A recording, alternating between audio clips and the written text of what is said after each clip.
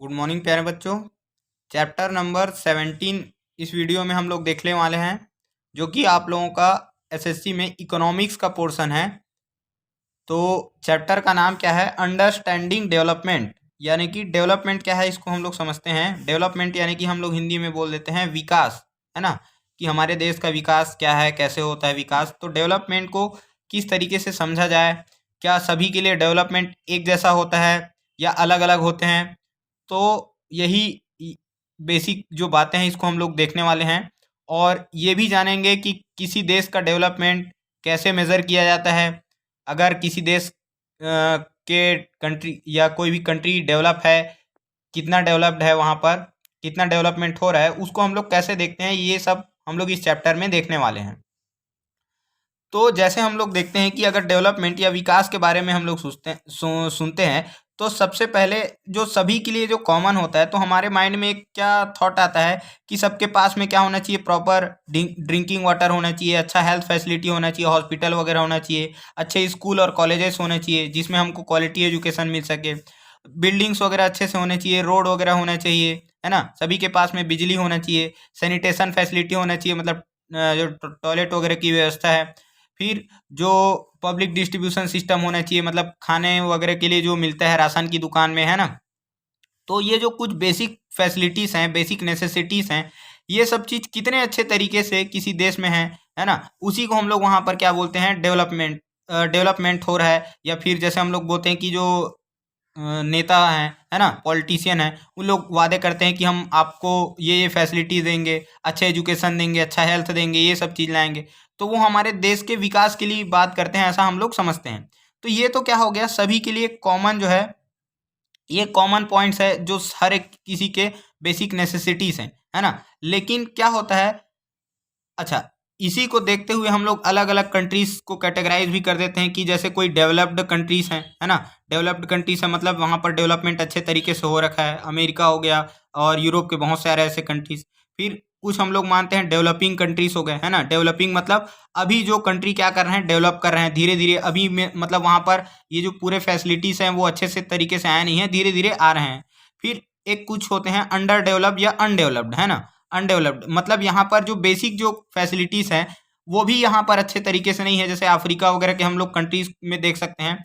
तो ऐसे कुछ कंट्रीज को हम लोग कैटेगराइज कर सकते हैं, तो जहाँ पर बेसिक फैसिलिटीज़ भी नहीं है, ना तो खाने की सुविधा है, ना हेल्थ का, ना एजुकेशन का, तो उन सब कंट्रीज को हम लोग अनडेवलप्ड कंट्रीज बोल सकते हैं।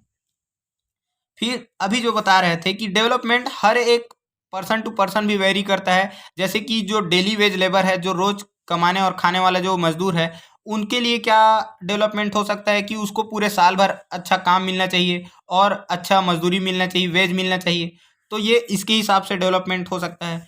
एक कोई उद्योगपति जो इंडस्ट्रियलिस्ट है वो क्या सोच सकता है कि उसको अच्छा जो रॉ मटेरियल है वो सस्ते दाम में मिल जाए, सस्ते दाम में मजदूर मिल जाए, बेटर इंफ्रास्ट्रक्चर हो, काम करने के लिए फैसिलिटी अच्छे से होना चाहिए, सरकार जल्दी से परमिशन दे दे कोई भी, है ना, कोई भी अगर हम लोग काम स्टार्ट करना चाहते हैं तो वैसे ही क्या हो सकता है, स्टूडेंट के लिए क्या हो सकता है कि अच्छा क्वालिटी एजुकेशन मिले, है ना। फिर उनको थोड़ा फ्रीडम भी चाहिए, घूमने फिरने की आज़ादी भी होनी चाहिए, सिक्योरिटी होना चाहिए, है ना। फिर जो पढ़े लिखे जो लोग हैं, ग्रेजुएट हो गए हैं, है ना, उनको क्या चाहिए, तो उनको जॉब चाहिए। ऐसे हर एक पर्सन टू पर्सन भी डिपेंड करता है कि डेवलपमेंट उसके लिए क्या चीज़ है। फिर लेकिन किसी भी देश के डेवलपमेंट को मेजर करने के लिए हम लोग क्या करते हैं, एक टर्म का यूज करते हैं, है ना। वो टर्म क्या है? GDP, gross domestic product. GDP का फुल फॉर्म आप लोग ध्यान रखेंगे क्या है? Gross domestic product. अब इसके बारे में क्लास 9th में ऑलरेडी आप लोग जान चुके हो। जीडीपी को समझने के लिए हमको 3 पॉइंट जो है वो पता होना चाहिए। क्या होता है जीडीपी? तो फर्स्ट पॉइंट क्या बोलता है? Total value of goods and services. मतलब जितने भी सामान हैं, गुड्स मतलब सामान, और जितने भी सर्विसेज हैं, सर्विसेज मतलब सेवाएं। गुड्स मतलब जितना भी हम लोग देखते हैं, है ना, क्लॉथ से लेकर, क्लॉथ हो गया, ऑटोमोबाइल हो गए, जितने भी हमारे आसपास जो सामान है, ट्रक हो गया, ऑटोमोबाइल्स हो गए, खाने पीने की चीज़ें हो गए, है ना, कूलर, फ्रिज, एसी, जितने भी हमारे जो सामान हैं वो गुड्स में आ जाएंगे। सर्विसेज में क्या क्या आ जाएंगी? सेवाएं जो हम लोग यूज़ करते हैं, जैसे मोबाइल हो गया, नेट बैंकिंग हो गया, बैंक हो गया, है ना, हेल्थ फैसिलिटी हो गया, जितने भी तरीके की जो सेवाएं हैं, सेवाओं के रूप में हम लोग यूज़ करते हैं, है ना। जैसे डॉक्टर कोई सेवा दे रहा है, सर्विस दे रहा है ना। और या जैसे कोई टीचर सर्विस दे रहा है, तो ये सभी की सर्विस, है ना, सर्विसेज में आती हैं, सेवाएं में आती है। तो जितने भी सामान हैं और जितने भी सर्विसेज हैं, उनका टोटल वैल्यू। तो फर्स्ट पॉइंट ये हो गया। सेकंड क्या है, with in the boundary of a country, उस कंट्री के अंदर ही, कितने समय में, एक साल में, 1 ईयर में, वहां पर जितना भी जो आएगा, है ना, उसका जो फाइनल वैल्यू होगा, उसी को हम लोग क्या बोलेंगे, जीडीपी बोलेंगे, फाइनल वैल्यू। तो एक बार इसको हम लोग सम अप करेंगे तो क्या कंक्लूजन निकलता है कि किसी भी देश के बाउंड्री के अंदर अंदर एक साल में 1 ईयर में यहाँ पर जितने भी सामान बन रहे हैं या जितने भी सेवाएं बन रही हैं, इन सब का अगर हम लोग क्या करें, मनी में वैल्यू कन्वर्ट करें, पैसे में, कि कितना पैसे का यहाँ पर क्या हो रहा है, लेन देन हो रहा है या ट्रांजेक्शन हो रहा है, तो इसी को अगर हम लोग इस बाउंड्री के अंदर अंदर, जैसे मान के चलो इंडिया की जीडीपी निकालना है, तो इंडिया में एक साल में कितने सामान बन रहे हैं, कितनी सेवाएं, कितने, है ना, टीचर्स को, डॉक्टर्स को पैसे दिए जा रहे हैं, हेल्थ फैसिलिटी हो रहा है, कितने का रिचार्ज हो रहा है, ये हर एक चीज को अगर पैसे में अगर हम लोग कन्वर्ट करें, तो वही हमारे देश की क्या कहलाती है, जीडीपी कहलाती है। तो किसी देश का जीडीपी कितना है, वो डिपेंड, वही बताता है कि उस देश में कितना डेवलपमेंट है या उसमें ग्रोथ कितना हो रहा है ना। तो जिस देश की जीडीपी जितना ज्यादा रहेगा, उस देश का डेवलपमेंट, या वो हम लोग बोल सकते हैं कि उस देश का जो ग्रोथ है, कंट्री का जो ग्रोथ है, वो उतना ही ज्यादा हो रहा है, ऐसे हम लोग बोल सकते हैं। फिर एक चीज आता है पर कैपिटा इनकम, हिंदी में इसको हम लोग बोलते हैं प्रति व्यक्ति आय। प्रति व्यक्ति आय क्या है, अब जैसे आप लोग इसको समझने के लिए एक छोटा सा एग्जांपल हम लोग ले लेते हैं। जैसे एक कोई फैमिली है ना, फैमिली में मान के चलो 3 लोग हैं मान के चलो, एक क्या हो गया, एक हो गए पापा, एक हो गई मम्मी और एक हो गया उसका बेटा। तो 3 लोग हैं। अब बेटा मान के चलो अभी पढ़ाई कर रहा है, स्टूडेंट है, मम्मी हाउस वाइफ है। अब यहाँ पर फैमिली में कौन कमा रहे हैं, पापा कमा रहे हैं मान के चलिए। पापा जी जो है मान के चलो महीने में कितना कमाते हैं, मान के चलो जो है 12,000 की इनकी मान के चलिए इनकम है। महीने में कितना कमा रहे हैं इन लोग, 12,000 कमा रहे हैं। तो क्या 12,000 तीनों मिलकर कमा रहे हैं क्या, नहीं, ये तो कोई एक व्यक्ति ही कमा रहा है, एक पर्सन ही कमा रहा है।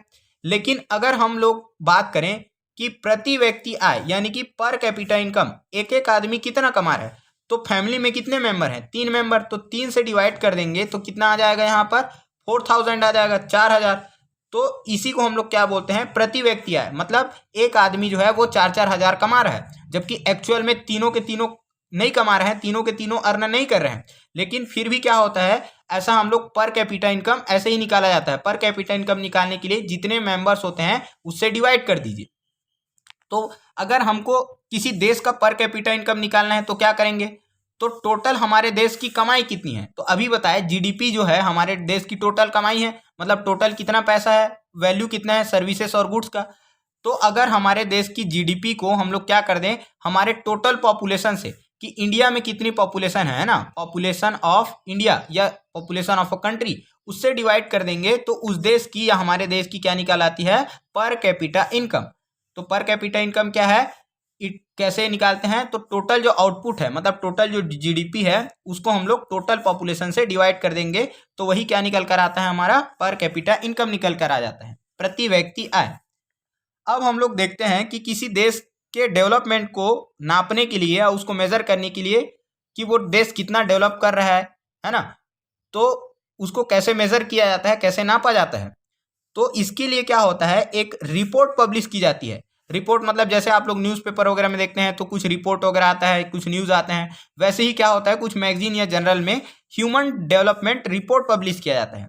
अब वो ये जो रिपोर्ट पब्लिश करने वाला है, तो कोई ना कोई तो उसको पब्लिश करता होगा। जैसे न्यूज़पेपर हम लोग देखते हैं तो दैनिक भास्कर, नवभारत, है ना, ऐसे बहुत सारे, हरिभूमि, ऐसे बहुत सारे पत्रिका होते हैं। वैसे ही इसको पब्लिश करने वाला कौन है, ह्यूमन डेवलपमेंट रिपोर्ट को। तो इस रिपोर्ट को पब्लिश कौन करता है, यूएनडीपी, है ना, यूएनडीपी। अब ये यूएनडीपी क्या है, अगर याद होगा आप लोगों को तो यूनाइटेड नेशंस के बारे में बता रहे थे, तो उसी का एक बॉडी है ना, उसी का एक पार्ट है जिसको हम लोग क्या बोलते हैं, यूनाइटेड नेशन डेवलपमेंट प्रोग्राम। तो यूनाइटेड नेशन डेवलपमेंट प्रोग्राम, जिसको शॉर्ट फॉर्म में यूएनडीपी बोला जाता है, यही ये रिपोर्ट पब्लिश करता है, मानव विकास सूचकांक। अब ये क्या बताता है इसमें, सॉरी, ह्यूमन डेवलपमेंट मतलब ये ह्यूमन डेवलपमेंट रिपोर्ट मतलब मानव विकास, ये रिपोर्ट हो गया, है ना। तो ये क्या करता है, ये एक इंडेक्स निकालता है। क्या इंडेक्स निकालता है? Human development index. इस रिपोर्ट में इंडेक्स निकाला जाता है। इंडेक्स मतलब होता है सूचकांक। ह्यूमन डेवलपमेंट इंडेक्स, मानव विकास सूचकांक। जैसे क्या होता है, हम लोगों को फीवर होता है, तो फीवर चेक करने के लिए क्या होता है, एक डिवाइस होता है, थर्मामीटर जिसको हम लोग बोलते हैं। तो थर्मामीटर से हम लोग मेजर करते हैं ना कि कितने डिग्री का क्या हो गया है, कितने डिग्री का क्या है, हमको बुखार है, फीवर है, ऐसे करके। तो फीवर को मेजर करने के लिए क्या है, ये एक मशीन है। उसी प्रकार डेवलपमेंट को मेजर करने के लिए क्या किया गया है, एक मशीन या एक इंडेक्स बनाया गया है। ह्यूमन डेवलपमेंट इंडेक्स मतलब मशीन नहीं है, ये एक नंबर इसमें दिया जाता है। इंडेक्स मतलब नंबर, इतने में से इतने नंबर। जैसे मान के चलो 100 मार्क्स का टोटल है, तो जिसमें से 90 मार्क्स मिले वो अच्छा हो गया, फिर एवरेज 70, ऐसे ऐसे करके क्या है, ये एक इंडेक्स है, मानव विकास सूचकांक। तो इसमें क्या क्या चीज़ों को देखा जाता है, किसके बेसिस पर डिसाइड किया जाता है, तो इसके 3 पैरामीटर्स हैं। 3 चीज़ों को इसमें देखा जाता है कि उस देश में क्या क्या है। अब कैसे याद रखेंगे, इसको बताए थे आप लोगों को। 3 पैरामीटर्स क्या क्या है, लाई करके याद रखना है। अरे लाई मतलब झूठ बोलना होता है ना, लाई। तो L, E और I। L से क्या हो जाएगा, लाइफ एक्सपेक्टेंसी। E से क्या हो जाएगा, एजुकेशन एंड हेल्थ। I से क्या हो जाएगा, इनकम या पर कैपिटा इनकम, इसको हम लोग बोल सकते हैं। तो अब इन तीनों को समझते हैं। L मतलब क्या हो गया, लाइफ एक्सपेक्टेंसी, हिंदी में बोलते हैं जीवन प्रत्याशा। मतलब कि यहाँ पर क्या है कि किसी भी कंट्री का हम लोग अगर ह्यूमन डेवलपमेंट इंडेक्स देख रहे हैं, तो वहाँ के लोग एवरेज कितना साल जीते हैं, एवरेज लाइफ एक्सपेक्टेंसी, यानी कि कितना साल एवरेज उन लोग जीते हैं। जैसे मान के चलो कि इंडिया में या किसी भी देश में कोई 100 साल जी रहा है, कोई 80 साल जी रहा है, कोई 50 साल जी रहा है, कोई 45 साल जी रहा है, तो कोई 70 साल जी रहा है। तो ऐसे अब हर एक आदमी तो एक पर्टिकुलर नहीं कि हर आदमी 80 साल ही जिएगा या 70 साल जिएगा, तो सब अलग अलग लाइफ, तो इनका एवरेज निकाला जाता है। तो जो एवरेज है मान के चलो 65 ईयर आ गया है ना, तो उस देश का एवरेज लाइफ एक्सपेक्टेंसी क्या हो जाएगा, 65 ईयर्स।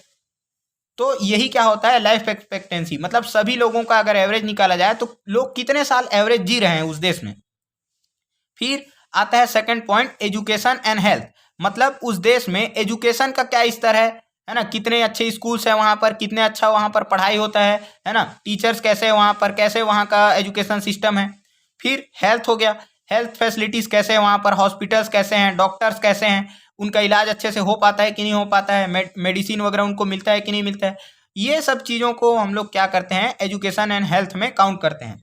फिर थर्ड जो आता है वो क्या है, इनकम, पर कैपिटा इनकम। यानी कि किसी देश का डेवलपमेंट केवल इस तरीके से नहीं नापेंगे कि वहाँ के लोग कितने कमा रहे हैं, उसके अलावा भी लोग कितना वहाँ पर एवरेज लाइफ जी रहे हैं, या फिर वहाँ का एजुकेशन और हेल्थ सिस्टम कैसा है, ये भी उसमें देखा जाता है।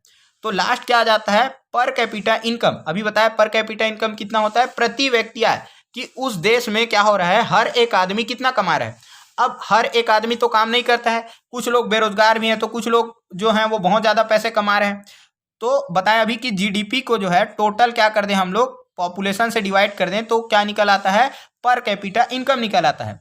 तो प्रति व्यक्ति आय मतलब कि हर एक आदमी वहाँ पर एवरेज कितना कमा रहा है। तो ये 3 चीज़ों को मिलाकर क्या होता है, एक रिपोर्ट निकाला जाता है जिसको हम लोग ह्यूमन डेवलपमेंट रिपोर्ट बोलते हैं।